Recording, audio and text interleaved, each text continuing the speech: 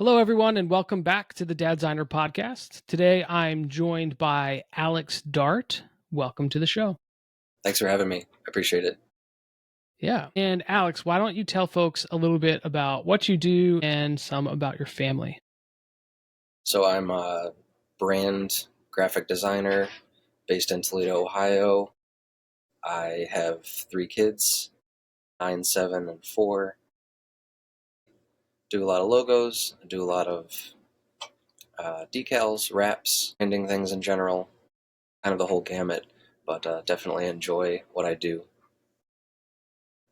When I'm not doing that, I'm being a dad. So perfect fit. Nice.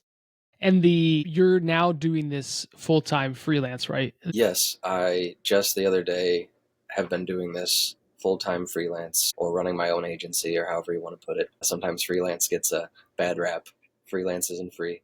But yes, for a whole year, as of the other day, I've been freelancing for myself. Nice. Nice. And how has it gone so far? It's interesting. It kind of never really picked up like when I was laid off.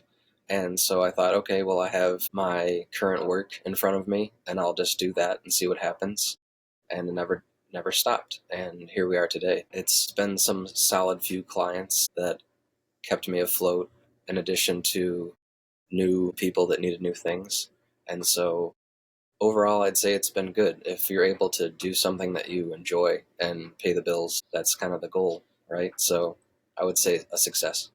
Yeah. Do you find yourself working more now, or it's hard to quantify?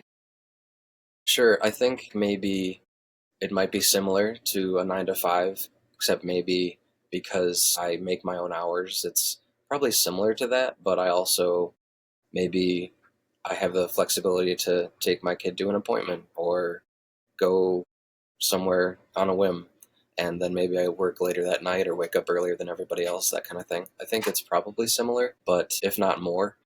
I honestly don't do a great job of tracking total hours because it all kind of blends together. It's just my life anymore. But I think even if it was more hours, I think it's really enjoyable to do it this way because I'm my own boss, and it's rewarding in that way that I'm around. It's been this way for a while working remotely, but it's nice to be around the family and have that flexibility too. Yeah. And have the kids or your partner noticed a difference? Do they enjoy the full-time life better, or do they like the freelance dad better? I think as many years as I've been working from home, it's been similar for a lot of their lives. Because right in the beginning of 2020 is when I started being basically fully remote, and I would just be here and there hybrid at a couple jobs I had. But I think mostly they know me here at home, and sometimes they don't realize even what I'm doing. Like maybe they think I'm just sitting at my desk or like doing this or that. But also my boys who are older, they're in first and fourth grade and they do virtual school. They're doing really great with that. And so I think the fact that we kind of have everybody doing their own thing and there's flexibility and all this different stuff going on within our one under our one roof is interesting and cool and sometimes crazy. But I think that it all works out. We still have somewhat of a schedule, kind of get our work done, but also if something happens, like you were mentioning before we jumped on, snowstorm happens, maybe we could go sledding, or go have a snowball fight or something like that. Everybody has kind of a not so much of a rigid schedule that we can't do those sorts of things, so that's fun. Yeah.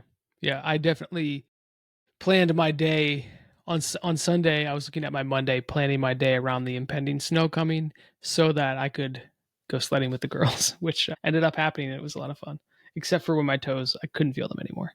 That Yeah, wasn't as it's fun. awful cold, but it's something that we like to do too. I know that people in different parts of the country don't necessarily have that, but as of recently, that's a fun thing and a fun age to take them out and do that sort of thing. For whatever reason, we just missed this big storm everybody had, so we'll wait on that, and maybe sometime this season we'll get out there. You mentioned that your boys are doing virtual school and then you're obviously freelance, so remote, does everyone kind of have their own space? How do you guys figure out who's where and Yeah. everyone able to get stuff done? So we used to have this extra room, or I guess like you could call it a bedroom, but it was never treated as one. It was sort of like a playroom when they were little, and then it transformed into still a playroom, but like maybe we could watch movies in there together, that kind of thing. And then when we realized, okay, everyone needs sort of their own desk, their own setup, their own supplies, I actually put and built these couple desks in the corners of that room.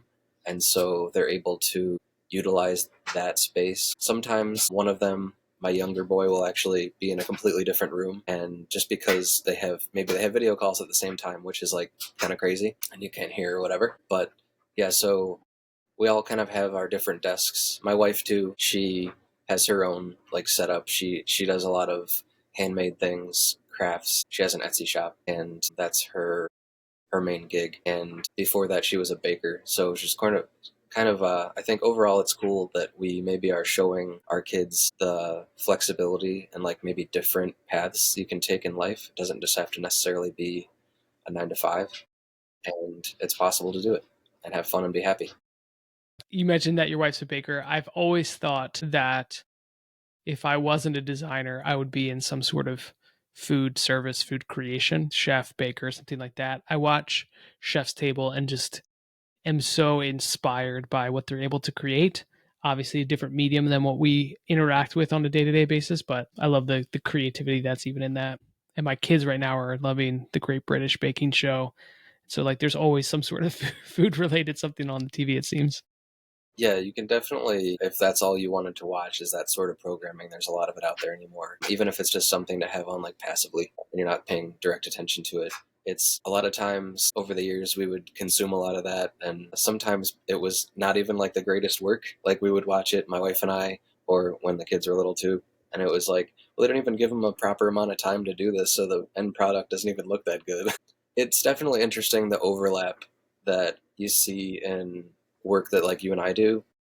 And you could, when I was, at the same time she was starting her baking business years back, it was like maybe I could design a topper that would be like put in the top of a cake or something with cupcakes or some sort of something you could do on the computer basically to then turn it into something else. 3D printed cookie cutters that became a thing, like things that you can really do, like custom things that have overlap that then live in that world too. It's just cool to see that medium and then you can think it up and be able to do it between her experience in that and now she's like become like computer whiz where she can do all this marketing and update her shop and put on a sale and all these things that it's all self-learned and it's cool to see and things that we could teach our kids too about business and about how you can just put your mind to something and do it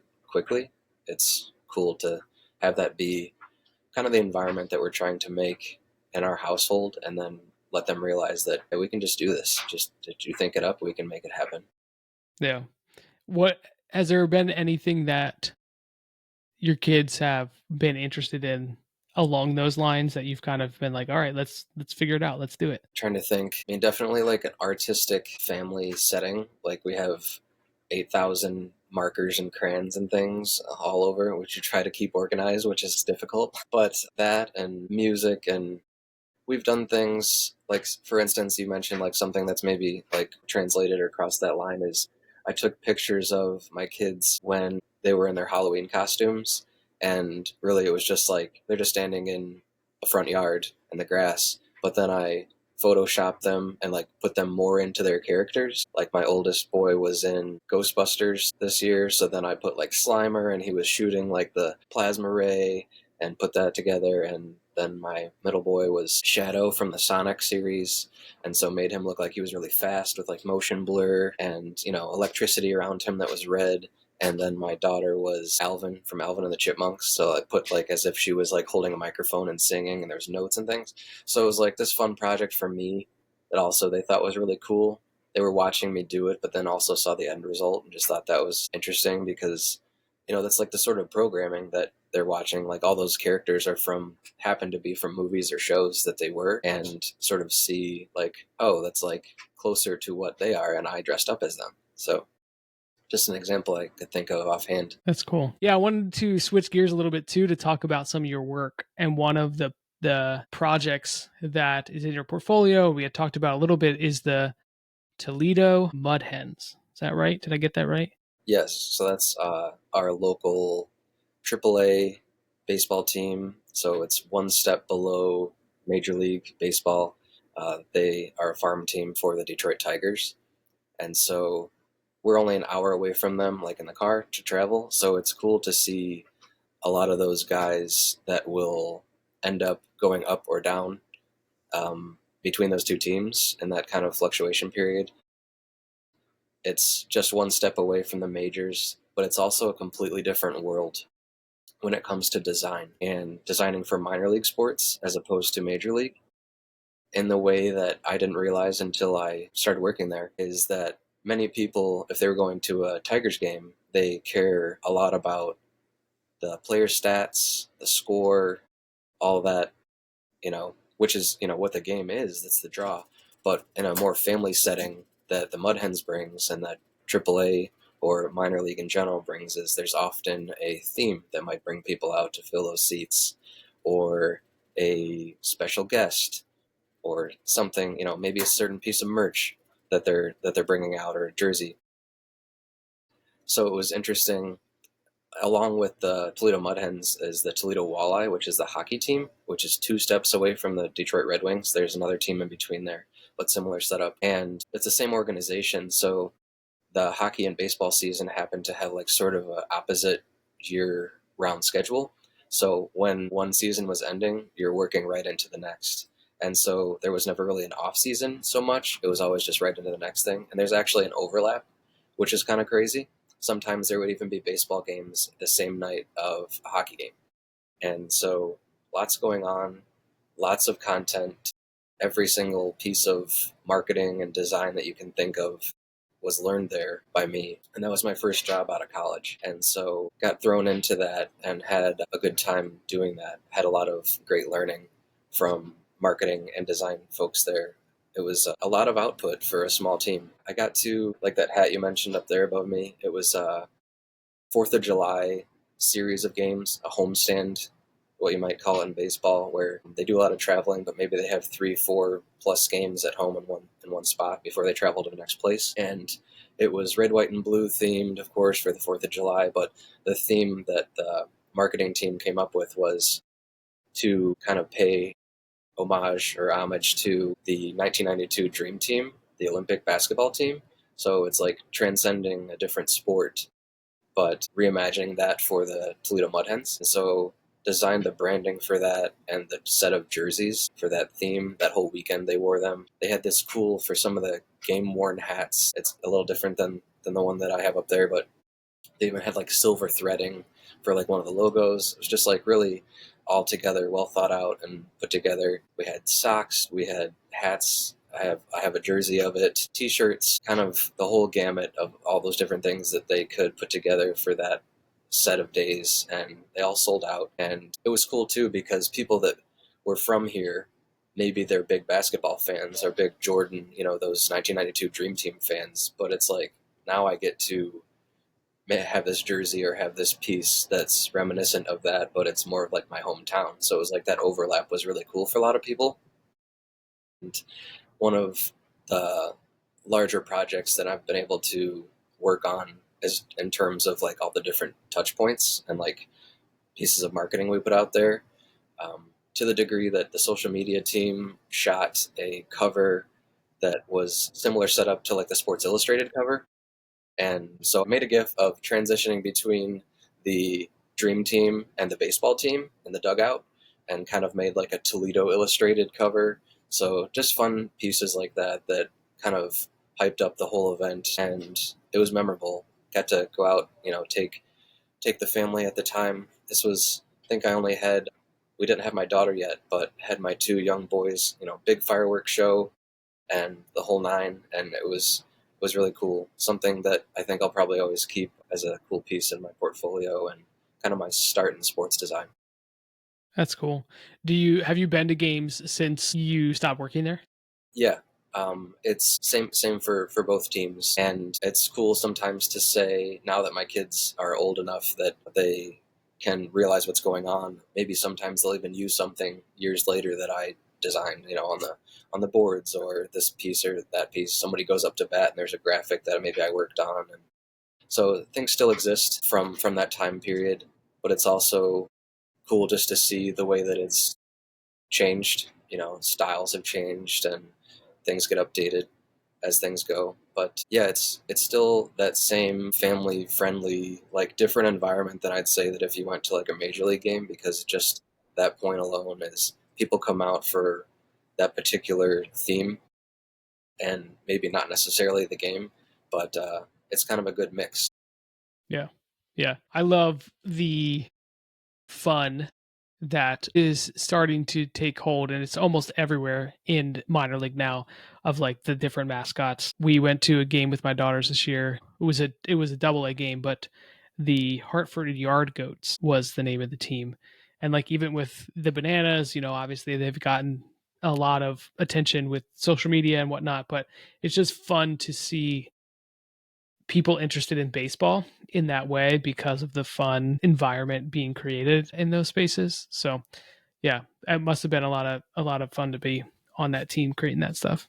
Definitely. And not only just the variety, which always keeps me interested. You'd be going from like Ease Night into, some sort of video game theme or something summary. It's the whole different gamut of ideas. And what's interesting now is from that time period, I somehow connected to somebody at a different minor league team, somebody in the same league that actually plays, but they're out of New York. That's the Rochester Red Wings, and I've been doing a lot of design work for them this past year as well. And it's the familiarity with what they need and what they do is something that kind of just feels right at home. And sports design, I wanted to get back into it, and it sort of organically happened. It started with I was designing the theme nights of some of these logos for, whether they had, the Little League teams come out, or they have beach day or women in sports, which is cool because the current owner of that team is a woman.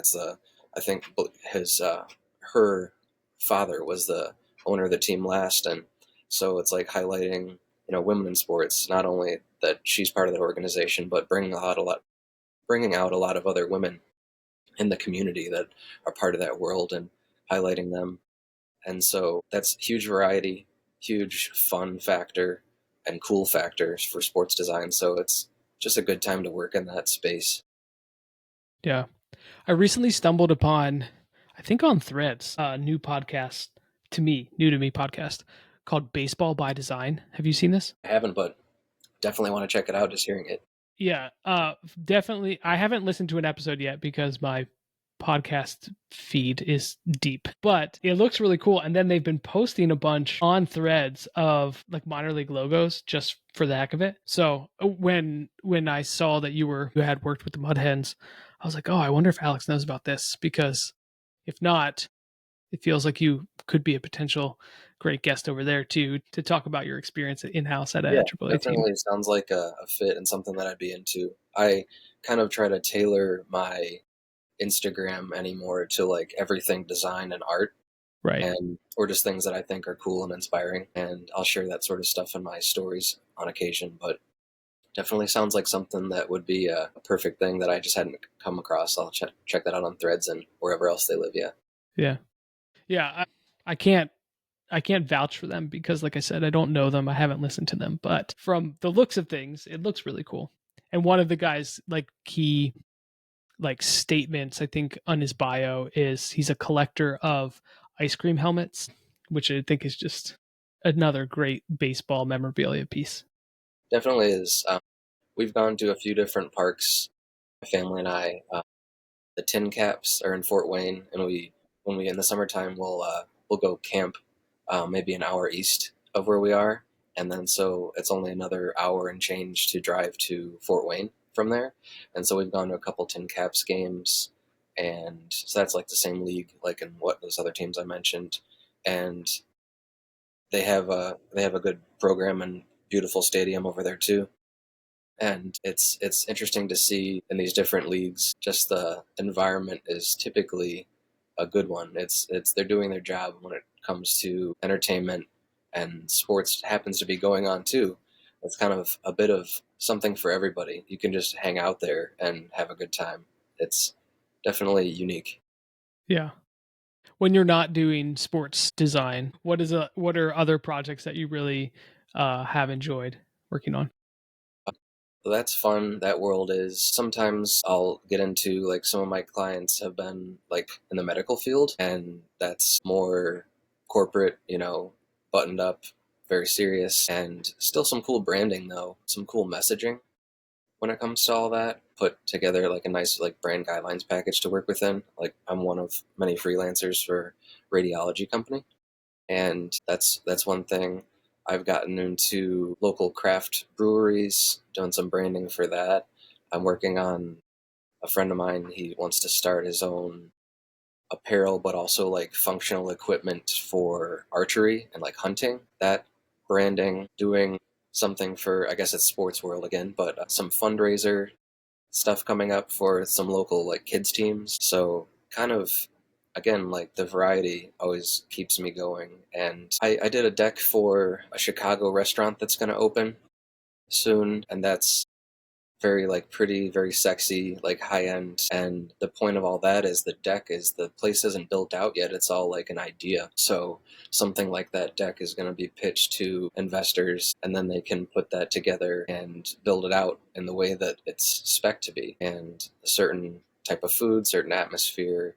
And it's cool to like, it's basically like this big mood board because these things don't exist yet, but you can definitely get the idea and have the confidence in it. And so the design, bringing all that together in a nice, pretty package that's pretty concise, puts that in. They can have enough faith in that to invest in it. Another project I did recently. So it's cool also to have my work be not just in one area.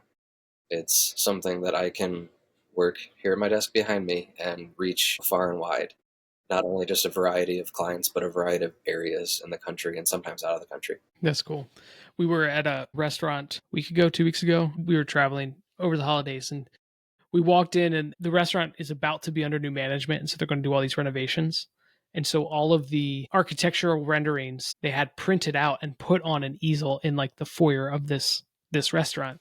And that was cool. I was like looking at it, and they even had the color scheme on there and had articulated the Pantone colors. And I found it hilarious that they printed that out and put it in the foyer, because your average restaurant patron does not care what the Pantone value is, but it was probably for something else, and they're just like, "Oh, let's print these out and put them in the foyer," I which is see what you're hilarious. saying. Yeah, the average might not, but just so happened that you went in there and something that you would definitely appreciate. You're probably right about sometimes I think in the being in that world and marketing and like things that end up being public facing, you end up being a little bit jaded by it a little bit because you understand the decisions behind closed doors, and like you kind of like what do they say? You see how the sausage is made behind the curtains, and so you kind of it doesn't necessarily do the same thing for you if you have that experience. Sometimes it's lost on you, or like,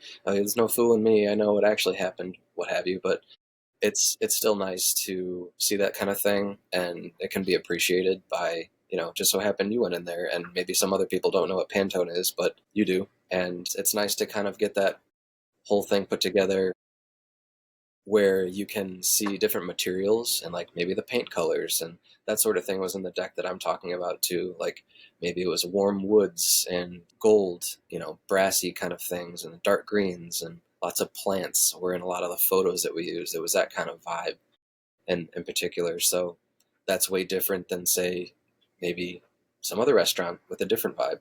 And so putting that together and having people sort of spoon feeding them, pun intended, for the restaurant renderings, so they can wrap their head around it and say, okay, it's something I want to invest in, and also the numbers of what's your ROI, all that Yeah, good stuff too. yeah. I love that we can work on things like that, because someday in the future, it will be exciting to walk in and be like, right, I sold the vision of this, and now I get to experience it. Hopefully we'll get a chance to eat there someday Yeah, if it comes to fruition. yeah, definitely. I think that's cool too, and something that I've been wanting to do in addition to that is make the trip out to the baseball team and take my kids to a game out there in New York and make a trip out of it this upcoming season. Lots of things that I worked on are now printed or on a wall or in an elevator and are real, and things that I've only seen and sent off that were files are real somewhere.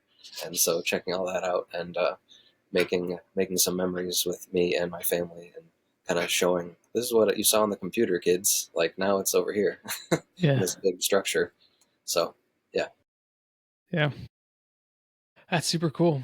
Well, it's already that point in the show where we wind it down and I ask the two big questions, which are what has been your greatest parenting success and what has been your greatest parenting either failure or learning? yeah, I do like that you phrase it as like a learning thing because even in parenting or work stuff is often a learning experience, a learning moment. And so I would say I alluded to it earlier, but I think maybe my parent success that I've seen that's having a good fruition or like ROI or however you want to put it, a reaction is showing my family and my kids maybe that like our schooling, our work styles, our lifestyle in general is maybe off the beaten path from most, but it's definitely created things that are awesome. And like my kids are extremely intelligent and way ahead of where they should be academically. And at the same time, they get to have fun and do what they want when they're not head in a book or head on the screen. Same for showing them that for what I can do, freelance or make your own way. You don't necessarily have to follow the path that everyone else is doing, and showing them that early, and nothing wrong with having a 9 to 5 or going to the building for school, but showing them that there's options and opening their mind up to that a little bit, I think is a big success that I've seen in the past few years. And it's not only that, but it's a good result. I think the big learning that I've had over the course of I have 3 kids as I mentioned is that every single kid is way different than the last. You kind of have to navigate, say, if you have your second kid and you did things one way with your oldest, you have to navigate it differently because the personality is different and maybe their learning style is different or just personalities in general. And figuring that out and tailoring that to the kid to a degree is something that definitely takes some time and is learned and never really stops. It's just like different people, but they're your people. So I think that's a constant learning moments are happening with that where kind of have to figure out how to make that right for everybody in the situation, and that includes for me 3 different little ones. Yeah, that's so true. You probably have changed over time too. So Definitely.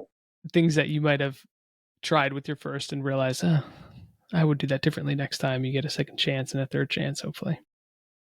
Yes, and again, maybe you think you have that answer right, and maybe that doesn't align with the whatever situation or Yeah. child personality is. But so it's constant learning and it's wild and crazy sometimes, but it's positives that come out of it because I know I've become a better person from learning through these kids that I have and my wife. My wife is amazing and so good with them, and I often have to play catch up to them and understand, well, maybe this kid wants it this way, or maybe, this was their perspective. And so yeah, it's being a dad designer is unique, and but I'm glad that I'm able to at this point in my life was able to be around and not in an office for them, and it's been really rewarding in that way because we spend a ton of time together and it's positive overall. Well, thank you again for sharing a bit about your family, about your design. If folks want to find you or see some of your work, where can they go to do that? So I'm at my first and last name, Alex Dartt, Dartt, at most things. Instagram at Alex Dartt, Facebook, Alex Dartt Design, LinkedIn, I'm on there, active on there, alexdartt.com. I think at one point I filled up the first Google page. I had enough out there, and things like this that are nice. So it's cool to kind of have my footprint out there and a unique enough name, maybe that I can exist on my little slice of the internet. So that's where people can find me. If anybody wants to reach out, work together, or even just talk shop or anything like this, I love that. So don't hesitate. Shoot me a message and we can chat. Awesome. Well, thank you again, Alex, and I will talk to you soon. Thank you. Appreciate you having me.